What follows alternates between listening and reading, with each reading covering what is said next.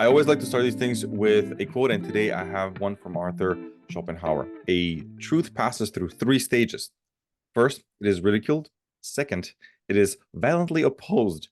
Third, is accepted as being self-evident. And I feel like there's no one better than JJ Reynolds to speak about single sources of truth, data measurement, and all fun stuff that is related to e-commerce.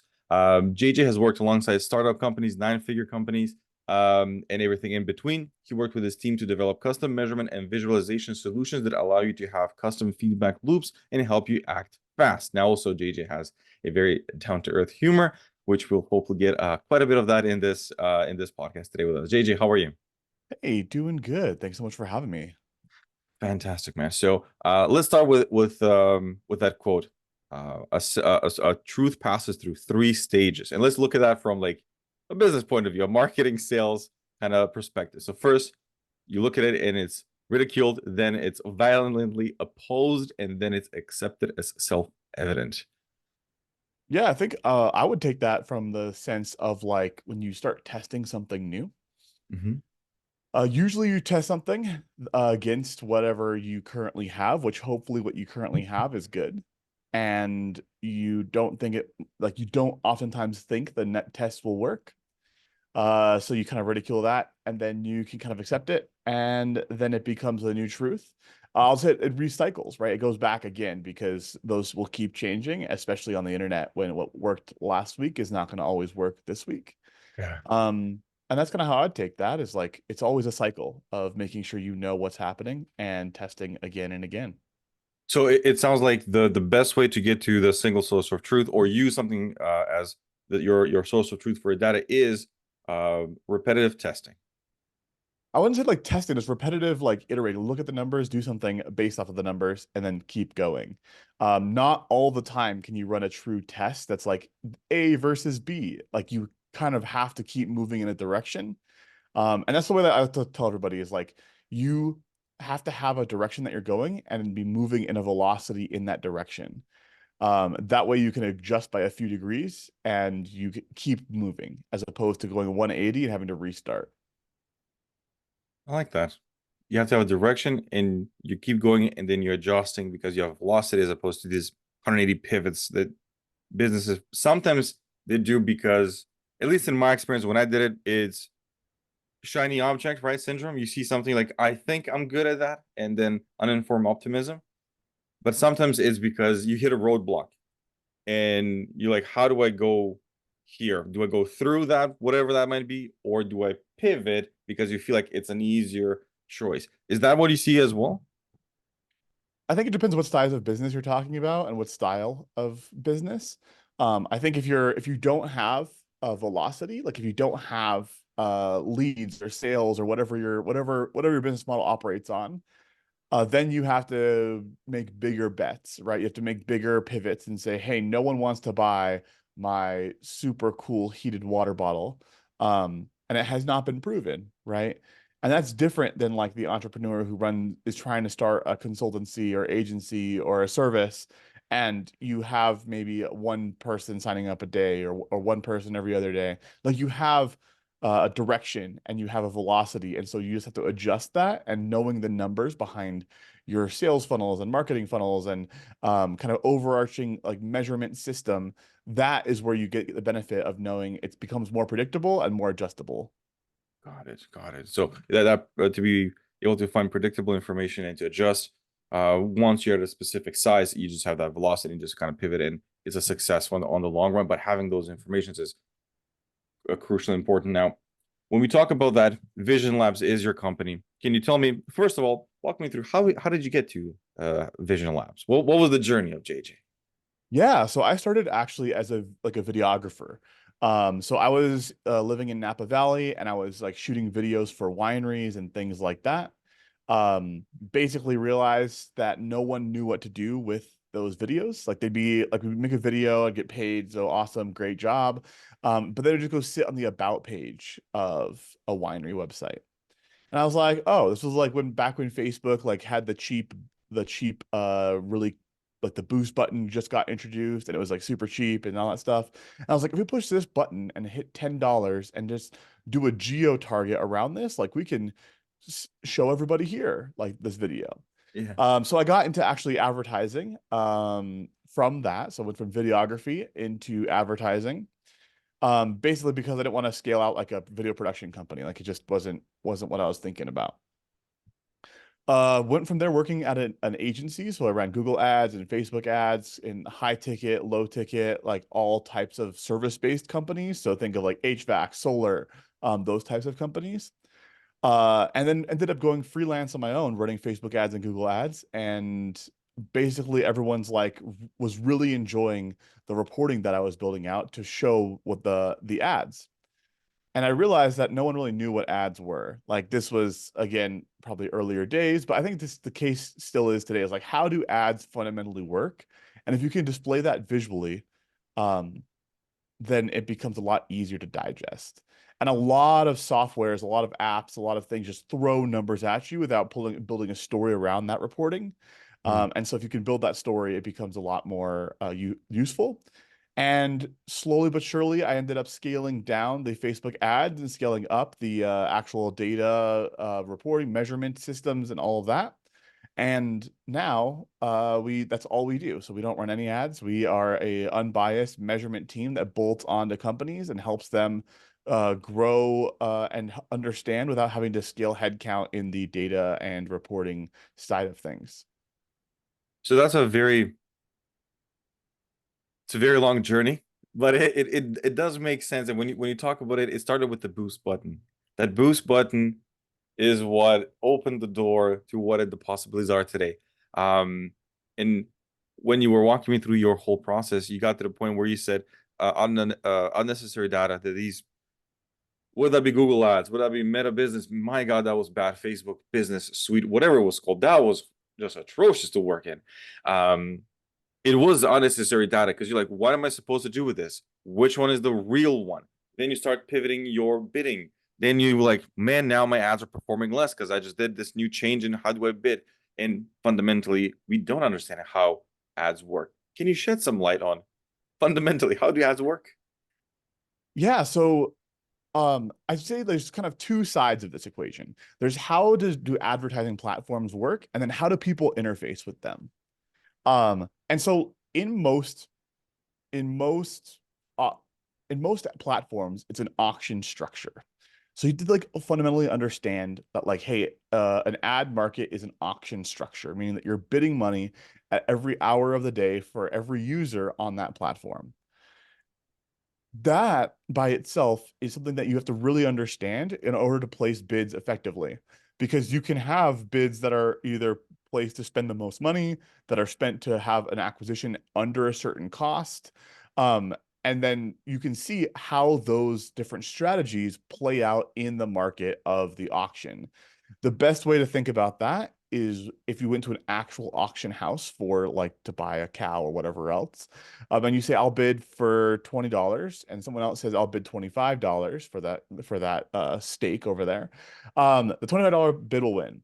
Tomorrow you could come back and you could buy that same cow and you could say I'm going to bid 15 and no one is there to bid against you and you win with $15, right? Right. And so the goal of advertising in general, because it's an auction, is Google, Facebook, whatever, Meta, all the things.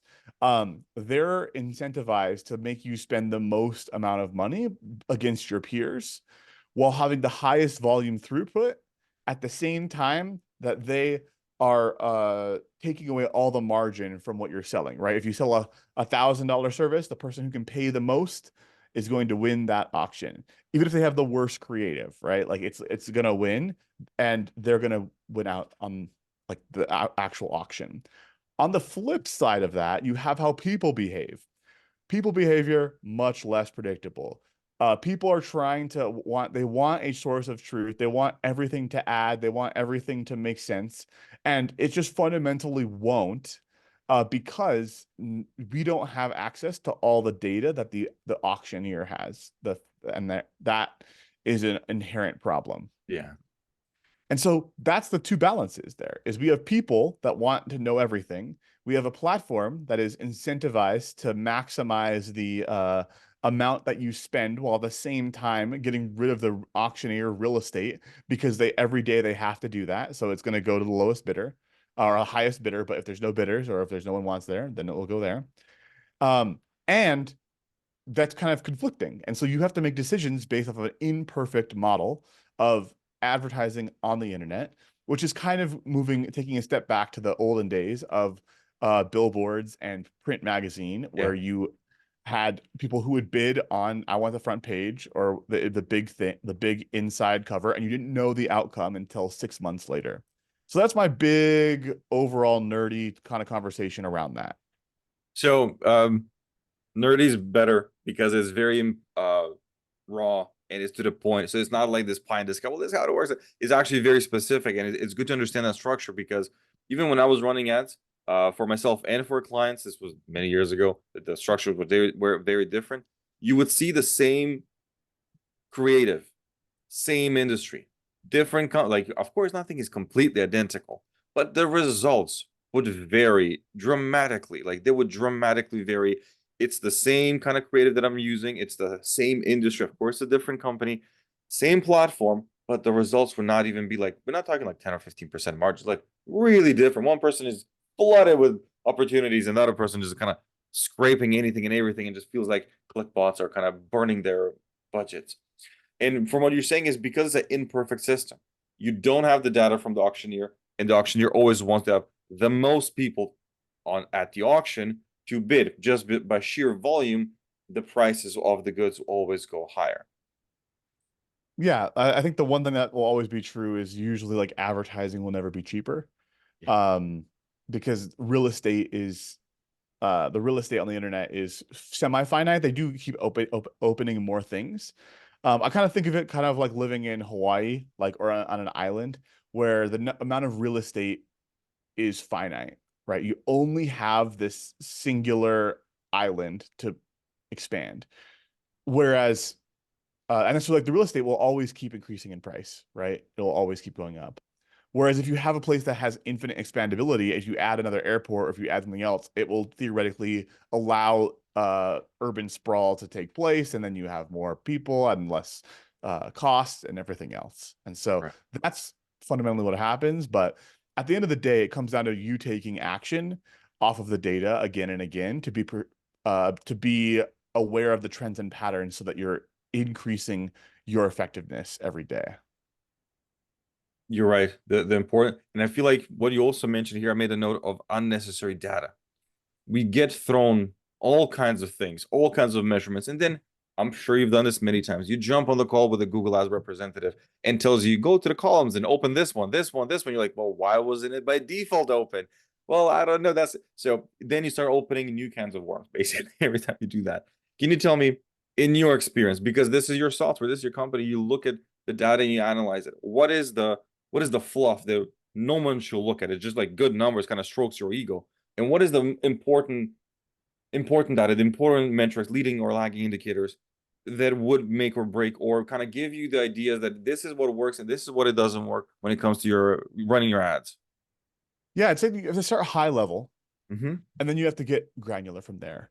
Most people try to look at one metric in isolation and be like, we're going to look at click-through rate, or we're going to look at like these different metrics. And like, they don't matter really because it changes on your strategy, right? Say, for example, you have a 20-minute video ad that you're running on Facebook or whatever else. And the button says like book a call, right? And it takes you to your website and it's just like a Calendly form and you book a call. That's going to have a really low click-through rate, but a very high conversion rate because they're watching the video and being educated somewhere else and then clicking the button and booking a call.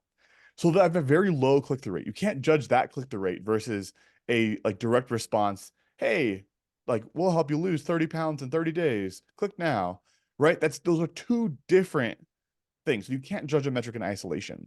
So my recommendation is you start a high level with something called MER, so marketing efficiency ratio. What that is your total spend divided by your total revenue. That gives you a number. So let's just say, total revenue divided by total spend for that day. So let's say that day, you made, I don't know, $1,000 and you spent $500. Well, that'll be a 2-to-1 ratio. Okay. If Right. you take that one level more and you have your acquisition revenue, so how much money are you making from new customers over the sales cycle? So say, for example, your sales cycle is 7 days. You average your 7 days. How much did you spend? And how much new customer revenue or new leads or the new stuff did you bring in? At a high level, that will determine your efficiency in the marketplace. And then you can dive into individual platforms and you can say, okay, how much did we spend? What was our strategy? And then what was the outcome of that strategy? And that is it. Like, you do not have to dive into every little metric and every little thing. You have to know what you're trying to accomplish and did that occur or not. And that is what we help people do all the time, is like defining what are we actually trying to do? Are we trying to build profitably? Are we trying to run at a loss and go for volume? Like, there's so many different plays out there that people just throw out on the internet. But if you take a second, write it down, you can then build out your numbers to match that, and it becomes infinitely easier. It's a very different approach. That's a very, very different approach because um in that explanation that you said, um you're not isolated because I feel like we fall into this trap of you look at your low click-through rate, you start Googling click-through rate averages in my industry. Then you go to another platform, maybe go on YouTube, you watch 50 videos and you understand that you are horrible at this. Why am I even doing this? Just pay these agencies. Like it just, and you're like, man, I did not get the information I need. I just have my doubts dramatically just went through the roof. But what you're saying is don't judge a metric in isolation because it's not the full picture. You have a strategy and you go by this is the strategy, or as you kind of put it into what do you want to do and did you do that? Did that happen? So you don't judge a single metric in isolation, and your first go-to would be the ME, or total revenue divided by total spent. How often is MER used by the clients that you work with? Is it something that is common, or did you introduce them like, oh, I didn't know about Yeah, people use it a lot. It guides your overall business efficiency. Like, how efficient is your brand as a whole? And you can do that by leads, like, as well. It's just a very easy way to derive the value as opposed to just like customer acquisition cost. Because customer acquisition cost is another great metric, right? It's that? total spend divided by total customers. And now you have your customer acquisition cost. But like, if you take the amount of revenue generated from said customers, now you can average and create like a little bit more education around, okay, so some deals are $100 and some deals are $1,000. Yeah, Like, where are we actually averaging out? And that gives you a revenue tied to it, as opposed to just like, it costs us $212 to acquire a customer. Like, is that good or bad? Like, I don't know. Like, it's hard to tell. I see what you mean. And it is hard to tell because because when you put the numbers in that perspective, it's not a simple yes or no answer, and it goes back to don't judge the metrics in isolation. Now, um, you said that all of this depends dramatically from platform to platform. When you look at your clients and when you look at the results and when you look at what is happening between we have Google, we have Meta, we have TikTok. Those are kind of like the big players. Where do people usually spend, and X, we almost forgot X. Where do people usually spend the most of their ad spend? How did that breakdown per platform look like?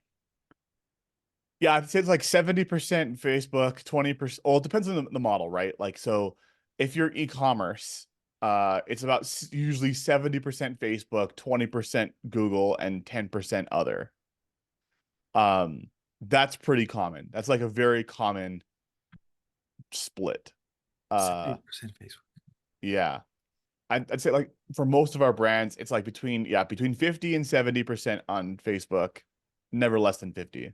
Um, and then 20 to 30% on Google, and then 10 to 20% on everything else combined. On B2B side of things, usually it's like a split between Google and LinkedIn, uh, depending on the kind of B2B play style. But that seems to be the common thing, is LinkedIn and just Facebook by itself, or sorry, Google by itself, Google and LinkedIn. So it'd be like a 50-50 Google LinkedIn for B2B. Yeah, it just depends on how creative they are. If they're more creative, they'll do more ads on LinkedIn and have more push there. See, I'm shocked with the 70% for Google. I'm because I'm pretty sure that you've heard this as well. People, maybe just the internet, kind of hating on this, but what I've heard so many times is that if you take away Facebook groups and Facebook Marketplace, Facebook is dead. That's what I keep hearing. Like, if you take Facebook Marketplace, you take Facebook groups, Facebook is dead. From your experience, you're seeing that if you're B2C e-commerce, 70% of your ad spend, 50 to 70%, it will. So it's not just Facebook groups and Facebook Marketplace. The advertisement works really well. That algorithm for Facebook, for Meta, for Facebook, and for Instagram works really, really well. Yeah, I think there's a high correlation between um new customer, like Facebook's ability to acquire new customers, I think is the best one out there. And so for like if you're in the market of your direct to consumer, like Facebook, and remember, like Meta has like Facebook, Instagram, all those things, right? Like, so you capture some of the younger audience with the Instagrams, and you capture the older audience with the Facebooks, all those different kind of breakdowns. But in general, uh, usually there's a high correlation between new customers and Facebook ad spend. And so in again, D2C, I think that's still the play. Obviously, TikTok is taking some market share here and there, but I haven't seen any significant where it's like, oh my goodness, 50% of our budget is going to TikTok. And I hear a lot of positives on the X platform, on Twitter. I mean, Twitter itself kind of saying like we're pretty good, pretty good. Do you see people shift from like, hey, let's take a piece of this and let's use it on Twitter? Or Twitter is it is what it is. It's still more like short form, talk to people, read news, watch sports. Not really strong advertising, client acquisition. Yeah, I haven't seen it like in our kind of client roster. Like it's very small, if not, it's like negligible. If we averaged all spend, and like again, if we look at like all of the clients that we manage, it's like probably 50, $70 million, maybe closer to 100 million of like total spend that is being spent. Um, so we have like a fairly okay like data set. It's not massive by it, like it's big, but not like infinite, right? Like, um, so yeah, not a lot of TikTok that I'm seeing out there in the world. But again, it comes back to like your measurement system and what you're doing. It's very easy to know like is it working if you have a good solid like foundation for knowing your numbers. Right. And knowing your numbers is kind of your the main most important thing. It's at the core of your company as well. And I think it's on your website, bespoke measuring system to understand what's driving revenue and how to improve it. What do you think are the main things that drive revenue, and what are the biggest levers we can pull to improve that? Yeah, usually it's the offer. Like the biggest thing is what you're offering people. Um, if what you're offering people is not unique, then you have to have a really good story, or like a really good kind of uh, positioning around that topic. Uh, if you are unique, then you have to lean into your uniqueness until that's taken away, right? Like you can only be unique for so long, until you're not. And so it comes back to building a brand around what you're trying to accomplish and knowing that your brand will have a feeling within the marketplace of like, how do we feel about this? This is how we feel about that. And that will help your advertising and help your marketing overall as well. So that's like a general kind of guiding force there. And you mentioned the B word several times, brand. People don't like to work a lot on their brand, or they don't understand that concept that brand does pull. It does affect multiple things. You just it's very hard to measure. Now, luckily, that's what you do all day long. You measure and crunch numbers. What are some things that people can measure when they say, look, I started working on my brand. JJ, I started working on my brand. How can I measure, and what am I looking at? What am I measuring to see if my brand is actually helping in driving revenue and improving that? Yeah, what I would say is like, depending on the size of your company, whoever's listening to this, is you kind of have this little bit of a funnel of, I call it like the brand, like your brand funnel, which is the total number of impressions of your off website metrics. So that's like your total impressions of like your Facebook, your LinkedIn, your all these things combined. And then you take that to the number of site visitors you had overall. I'm talking no attribution here. Like I do not care. And then you take that to the number of people who saw your offer pages. So like if you're a service provider, people who made it to your contact page, if you're an e-commerce, people who made it to your PDP page. Then you have people who like initiated like effort. That could be either adding to cart, beginning checkout. That could be like clicking down to view your pricing, that type of thing. And then people who actually did the thing. And just get rid of all thoughts on attribution. Like that is where you kind of see how effective your brand is in the marketplace. And some people who have a very ineffective brand, you'll have a very small or have a very big top part. Like an offsite is like massive, huge number of people see our brand every day, but a very small number of people make it to like do the thing that you're trying to get them to do. And then the inverse is true when you have, for example, a lot of referrals, right? Where you're relying on other people's brands. You're not really your brand, to then sell it. Right. And you'll have a very low number of people that are off the site, but then a very high number of people that are coming to your website or coming to view your stuff. And so that is where brand, like looking at your numbers at a whole in aggregate, allows you to kind of track that brand over a longer period of time and know what type of business you're operating. I like that funnel. It's really, it's very measurable. That's the most important. Like you can actually measure this to say like, hey, look, if you're going to make some changes, whether that be design on your website, whether that be your social media strategy, whether that be the actual offer, whatever it might be. If you have that time frame, like, okay, today we started this, I'm going to measure it. Now you have a structure. So you start with total impressions, offsite, social, whatever you're doing. And then you have site visitors. Then you go to the offer page where whatever that might look like.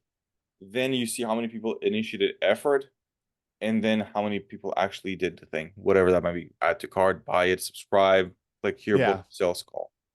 exactly. And like that allows you to really easily be able to kind of improve things over time.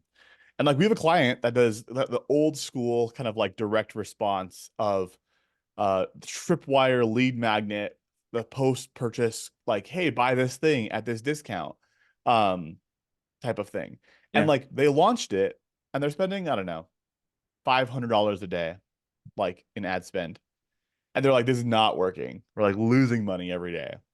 And then like a week goes by and they make some tweaks and like, oh, hey, we now get people go to the cart more effectively. Make some more tweaks. Oh, wow. Now people are actually buying or breaking even. Like about a month in, like they're now making money on this lead generation thing where they're generating thousands of leads at like a $3 cost per lead. And they're liquidating that lead on the actual like thank you page. And it's like an old school play that everyone says does not work, but like it is working. And like the only reason, like if they just launched it and then they turned, like they didn't know any of the numbers or weren't working with us, like they would have turned everything off. Like it wouldn't have worked, like by their definition. But because we knew where the hole was, because we were measuring everything, it was able to be a very iterative process and not like we're having to do 180s every single day.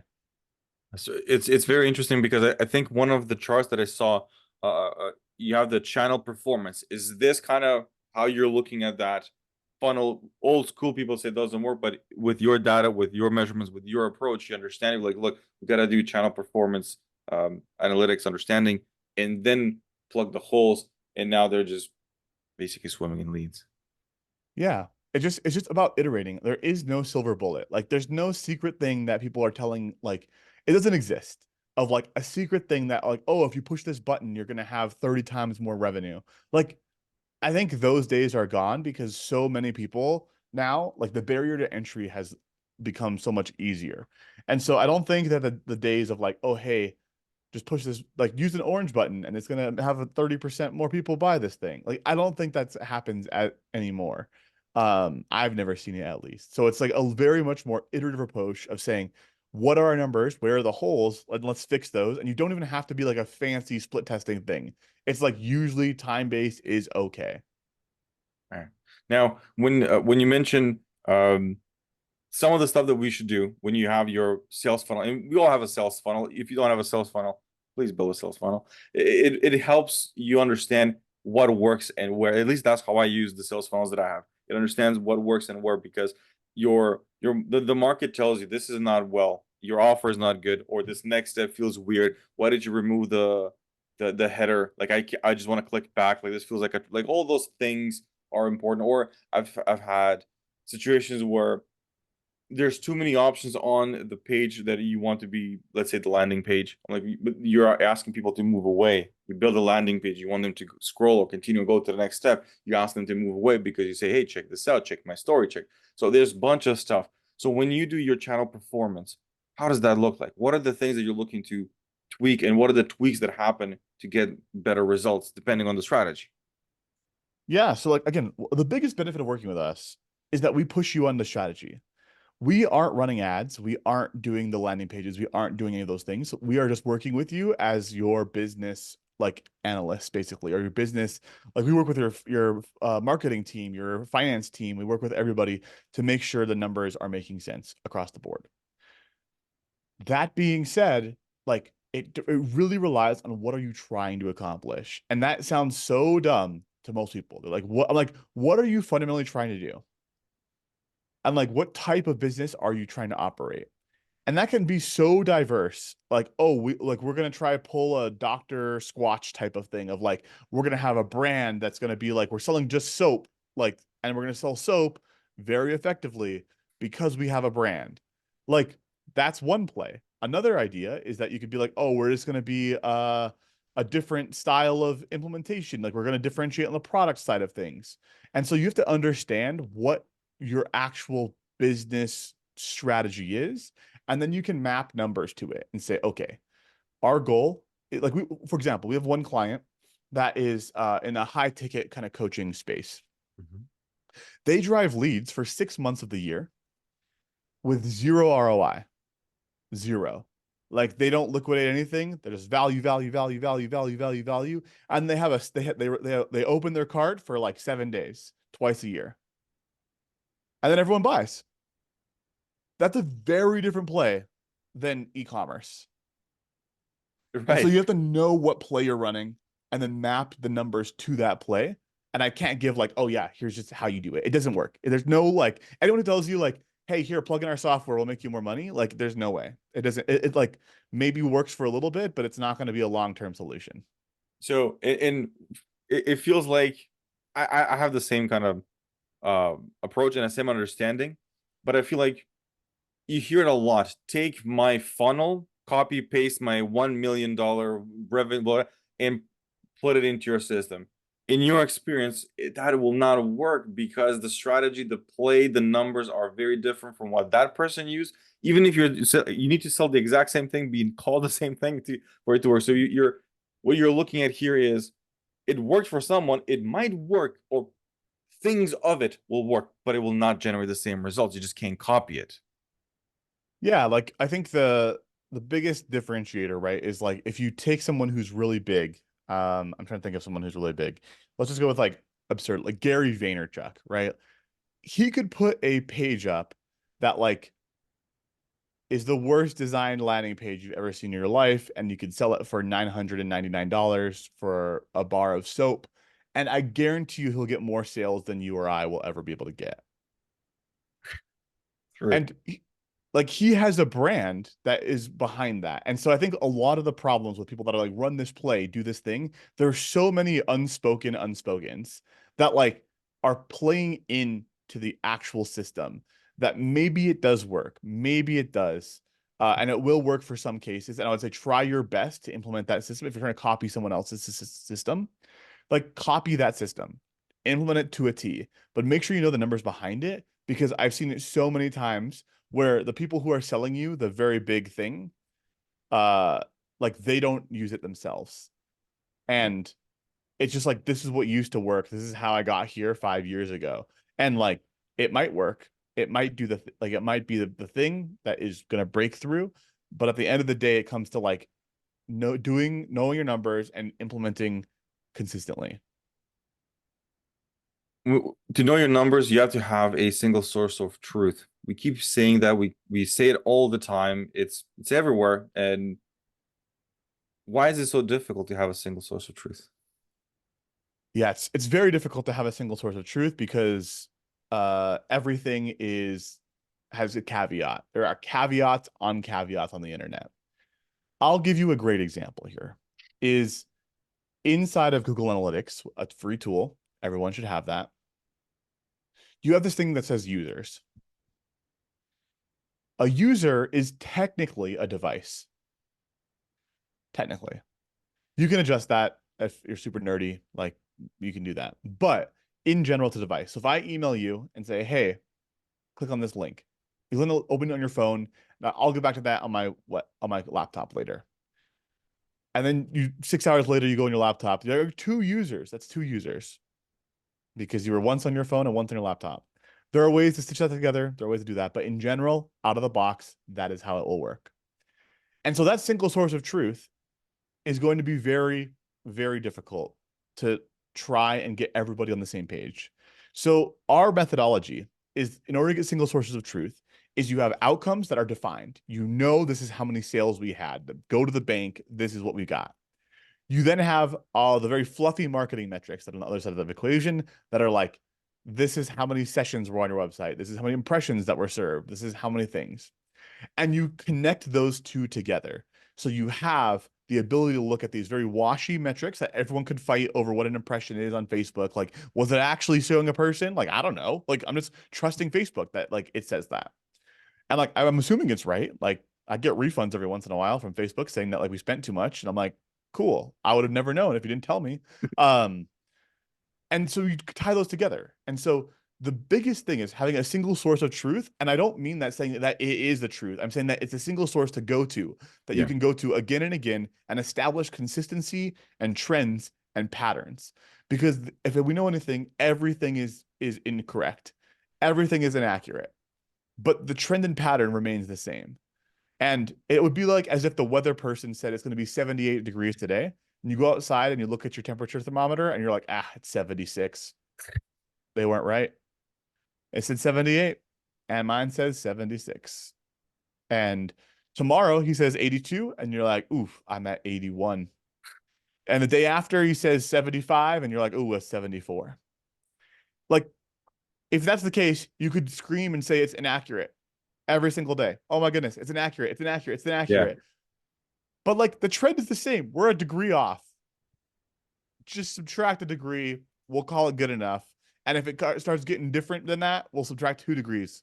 And that is fundamentally how you have to operate. The trends, keeping an eye on the trends and adjusting, because you will see it across 2 or 3 tools or platforms, whatever you have, advertising platforms, whatever you use. You will see the trend and you're like kind of like exactly what you said, like subtract the differences and use that and think of it's a very interesting way of looking at it. A single source of truth is one place you go to. It doesn't mean that everything that you see there is actually 100% the truth, which is hard to accept, but yeah, I think the truth is different. Like it's like the truth and the accuracy are 2 different things. Accuracy is impossible. Nothing is accurate. It's literally not possible on the internet. Anyone who sells you like an all-in-one attribution tool, it's like, it depends. We're gonna like model this thing. We're gonna make up these numbers. And you're like, what? Like I just paid 20 grand for the software that says you're gonna do it. And I look at this one section and you're like, we just made these numbers up. Like I'm not like, so I can't corroborate these. I can't check these. I can't do anything with these numbers. Like they're just made up. And I'm like, I guess I can use a trend and pattern. So we're back to the same exact concept of using a trend and pattern because the number's inaccurate. And so don't get bogged down by the accuracy of like, oh, this is off by a few numbers or whatever else. Like the trend and pattern is immensely more helpful and much more actionable than trying to narrow down it to any individual like, oh, hey, this number's off by 1% of what we thought it would be. right. And I feel like it's a very good approach to see because whenever you do your campaigns or whenever you're analyzing these things, you can see the trends and the patterns. And even if you talk to a client, sometimes the client goes into the nitty gritty and you're trying to explain, look at the big picture. Look at the big, I'm not, you're absolutely right. We're off by a percentage or two. What happened here? But I feel like sometimes people go down that path because they feel like if they tweak that one number, all of a sudden everything kind of skyrockets. And it's a hypothetical that for sure, if you convert 50% of cold traffic, but you know what? For decades, people have converted 3 to 6. So no one is a magician when you going back to knowing your numbers and kind of having these trends and patterns to determine what is working as a single source of truth. Yeah, and I think the best example of that is a while ago, like I think a few years back. I think it was ClickFunnels, maybe not. One of the funnel building tools out there would tell you your conversion rate, which was sessions divided by users. Or no, it was page views divided by sessions. So like what they would do is they'd inflate your conversion rates by using two different metrics that work over like that you're using it as a numerator and denominator. And so it was like funny because like it is true, like that was your conversion rate, but like that's not how people look at it. So like their conversion rates were always better than everyone else's. I forget which platform it was. It was some platform. They don't do it anymore. And so this one platform did it, and it was funny because everyone's like flocking that platform because the conversion rates are so good. And then it was just like, oh, we're using two different numbers to calculate the conversion rate. Yeah, sorry guys, it was we picked the easy numbers to make it look Yeah. better. um that's it. That's interesting. Now when you look at the numbers, and when you're trying to analyze these numbers and you're struggling to find the right ones, how do you do that? How do you aggregate the right ones for your platforms, for your systems, for Vision Labs, the way that you do it? How do you find, because you said there's ways you can tweak this and users are Yeah. so you try to do a lot of these things to kind of get it to an accurate place. How does that whole thing come together? It comes down to like a really simple framework that we have that like you basically start with a question. So you have to have a question, and over time your questions will get better. But like, okay, uh your first question could be, okay, how many people saw my sales page or my order form? Cool. We have that. Where did they come from? There's my next question. Okay. How many of them actually filled it out? Okay. Is that okay? Now we have numbers, and we can just use sessions. Ta-da! And like now you have numbers on a page. And I cannot emphasize this enough, is that you have to start with very simple questions, and then you layer on more nuance time and time again. People work with us because we can shortcut a lot of that. Like we could kind of we could take your strategy on day one. We try to get everyone's strategy, and then we like layer in the questions that we know you're going to ask because we've done this before.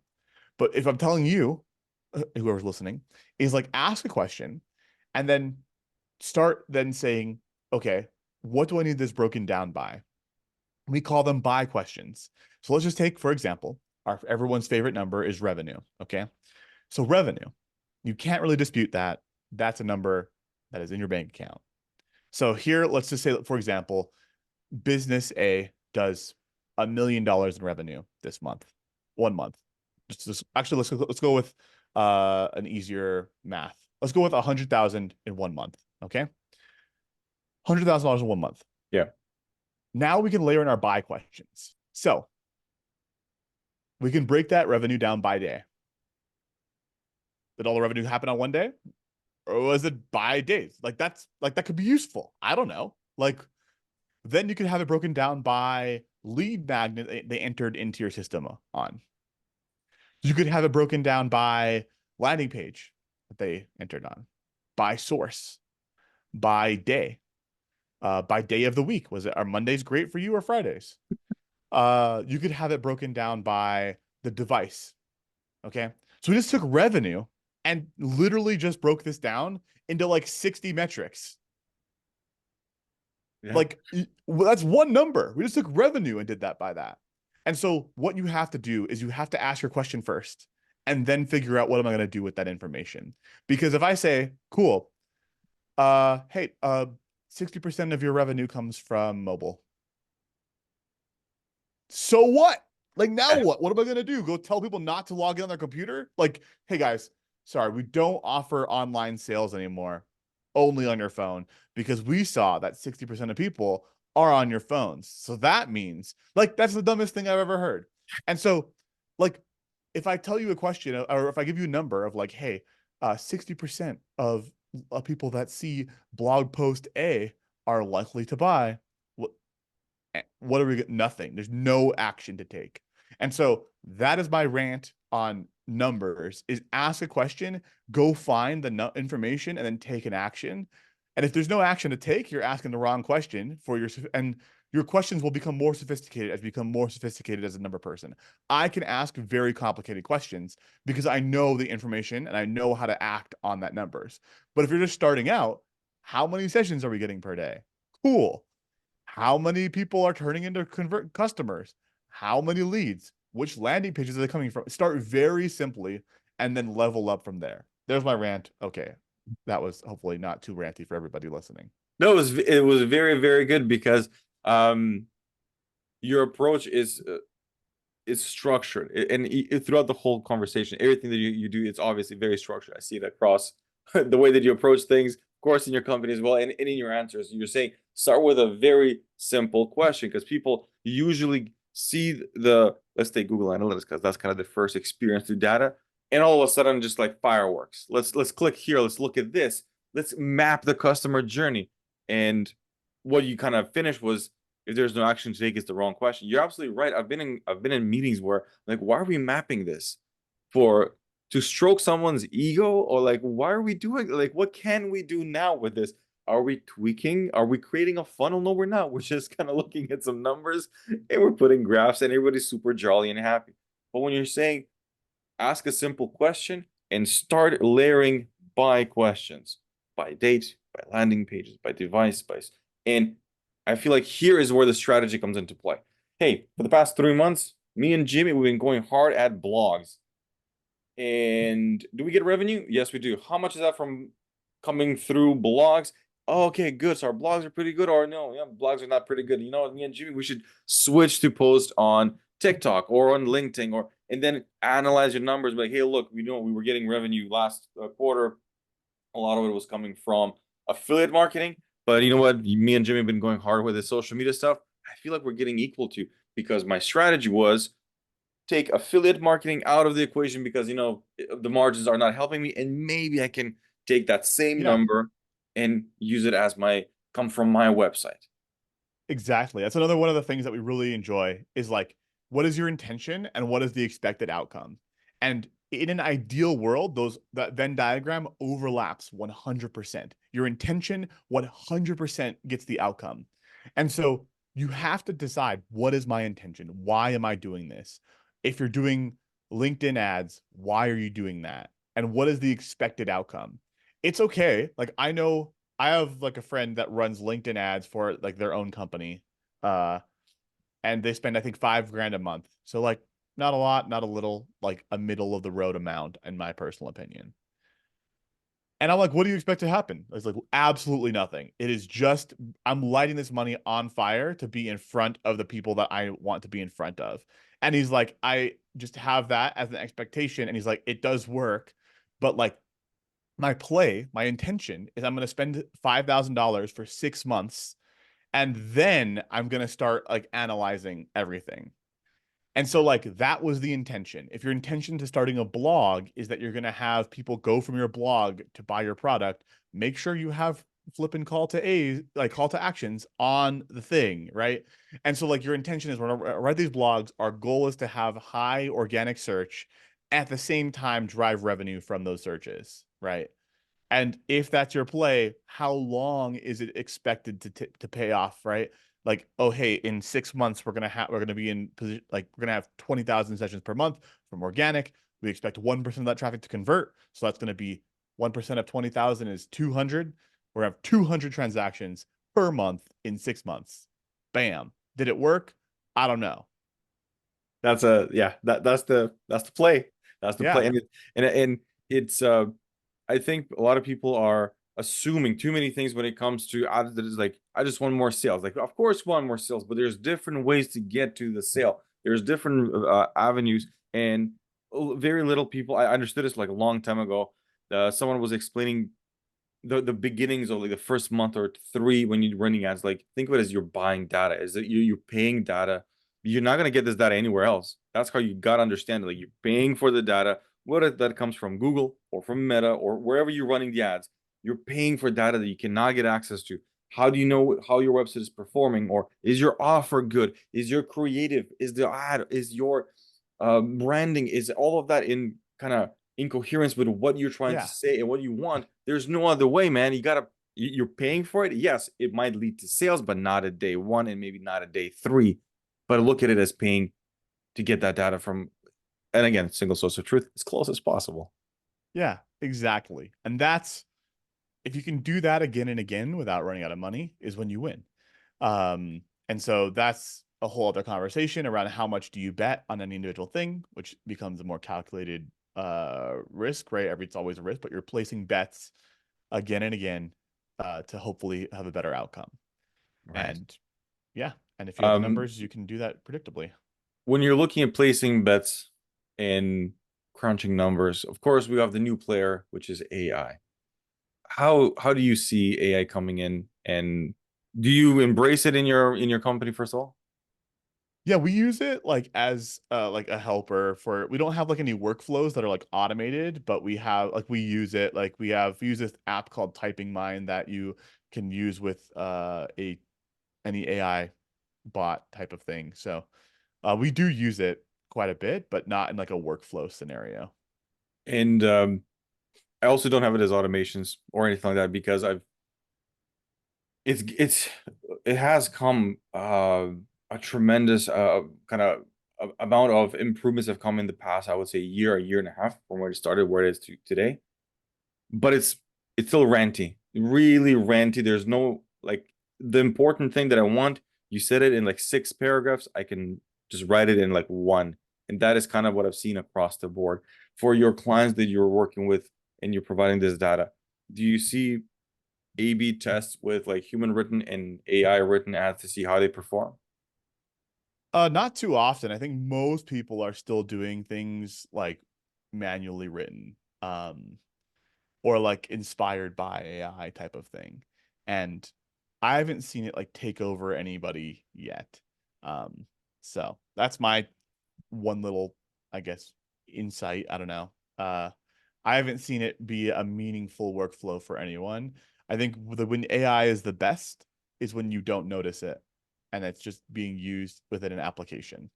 I don't think anybody has that nailed yet. So we'll see. Yeah, I've heard a lot of promises. I've seen a lot of promises, but I haven't seen it. I haven't seen it so far. Exactly like you said, to not be noticeable. It's like it's definitely noticeable. Now, Yeah. when you look at the future, when you because we're kind of going in that direction, right? AI future, and when you look at Hmm. your future, when you look at the future of Vision Labs, what is the trajectory? What is the path you guys are taking? Yeah, so what we're doing is we're building out like these really solid systems so that we can offer a custom service that is tailored to your strategies. And that's what we do is we work like, and as that scales, right, it's gonna be very tempting to like build software that's completely like hands off. But I think our hypothesis is that most people don't ask the right questions, and that's why our frameworks and our strategies of working with clients work so well, because we help people ask better questions and we help people get to better actions. And so I think over the next few years, it'll be interesting to see how AI plays into things. At the same time, it'll be very interesting to see um, as we keep growing, just how we can use other tools in concert with like human thought. Um, because I feel like that asking the question is going to be the key here to see, to really grow. Ask the right questions to keep growing. And when we're looking at your your structure right now and where you want to go, it's still in concert, like you said. It's not just, hey, we have a proprietary technology. That's not it. That working with you, working with your team, working with Vision Labs, you have the team, you have the technology. These things come together. I'm not giving you a SaaS product. There you go, take it, run with it. It is the technology, but it comes with the team, with the knowledge, asking the right questions, and guiding you to say, hey, what is the outcome? This is kind of what you should be asking for. By the way, here's 100 questions that you should have asked as well, and here's some cool stuff about that. That's kind of the play. Yeah. We are an agency that we have our own technologies that we use, to build things faster, stronger, more effectively. But the people come to us because you get to talk to people and you don't have to just be thrown into a software that you don't know what to do, right? It gives you, like, we have a person that you talk with and that you are able to customize things, and we are able to build out like very bespoke measurement systems that help you act fast. That's the most important part. Act fast. Yeah. Speed will always win. Velocity will always win. You can Yes. tremble, but you will always win if you move fast enough. JJ, if people want to get in touch with you, what do they do? Yeah, the visionlabs.com and just book a call. It's probably the easiest way. Other than that, go to linkedin.com and you can type in JJ Reynolds, and I will be there. Hit connect, send me a message, say, hey, I heard about you from here, and I will say, awesome. Hope you enjoyed, and talk with you there. Fantastic, man. Thank you so much. Enjoy the rest of your day. And I'm very happy that we had this call. It was very informative. I learned a lot, and you shed some fantastic light on a lot of stuff that I completely was clueless. But I'm very happy to have this conversation, man. Thank you. Thank you for having me.